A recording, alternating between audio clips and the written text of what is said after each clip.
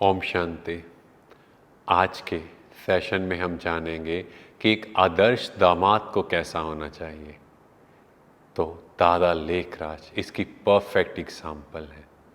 एक बार उनके mother in law उनके घर आते हैं तो वह अपनी धर्म पत्नी यशोदा को कहते हैं कि तुम्हारी स्टेप मदर आई है। और जब वो ऐसे शब्द बोलते हैं तो उन्हें ध्यान नहीं होता कि उन्होंने ये स्टेप वर्ड यूज़ कर लिया, और उन्हें बाद में ये बहुत फील हुआ कि उन्होंने स्टेप मदर वर्ड यूज़ किया है। तो शाम को जब उनके मदर इन लॉ चले जाते हैं तो यशोदा माता उनकी धर्म पत्नी उन्हें कहते हैं कि आप भोजन कर लें। तो तब दादा लेखराज उन्हें पूरी बात बताते हैं कि आज उनसे गलती से ये वर्ड यूज़ हुआ और इसके पश्चाताप की वजह से वो भोजन नहीं करेंगे, और जब तक वो जाकर अपने मदर इन लॉ से माफ़ी नहीं मांगेंगे तब तक मैं कुछ भी ग्रहण नहीं करूँगा। यशोदा माता उन्हें समझाते हैं कि कोई बात नहीं, आप भोजन कर लो।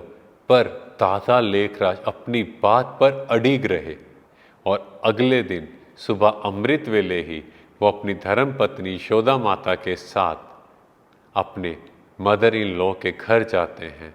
वहाँ वो अपने मदर इन लॉ और फादर इन लॉ दोनों से मिलते हैं, और तब यशोदा माता अपनी माता को कहते हैं कि कल इन्होंने आपको कुछ शब्द गलत बोल दिए जिसके पश्चाताप में ये यहाँ आए हैं। पर उनकी माँ कहती है कि मुझे तो कोई बात का बुरा नहीं लगा, पर उनके बार बार आग्रह करने पर उनकी मदर बोलते हैं कि मैंने कभी भी यशोदा तुम्हारी पालना में कोई कमी नहीं रखी, मैंने तो तुम्हें अपने बच्ची की तरह रखा, तो मुझे ये शब्द स्टेप अच्छा नहीं लगा। तो दादा लेखराज भी कहते हैं मुझे भी ये शब्द बहुत बुरा लगा, इसीलिए वो झुक कर कहते हैं कि मुझे माफ़ कर दीजिए।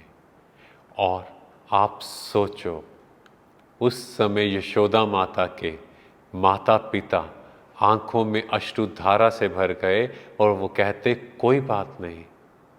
एक ऐसी सोसाइटी, एक ऐसा समय जहां दामाद कुछ भी शब्द बोल सकता है, और आज के समय भी दामाद कुछ भी बोल दे, पर दादा लेखराज एक ऐसे आदर्श व्यक्ति जो कहते मेरा एक एक शब्द सबको सुख दे, मेरा एक भी शब्द दूसरों को दुख ना दे। और जब उनसे ऐसा शब्द बोला गया तो सोचो, भोजन तक ग्रहण नहीं किया, माफ़ी मांगने तक चले गए। और आज के समाज में भी अगर हम देखें, बात बात में जानबूझकर एक दूसरे को ऐसे कड़े शब्द यूज़ करते हैं कि उनको बुरा लगे, और सॉरी तो दूर की बात, अंदर तक रियलाइज़ नहीं होता। और यहाँ दादा लेखराज कैसे महान व्यक्तित्व के धनी थे। ओम शांति।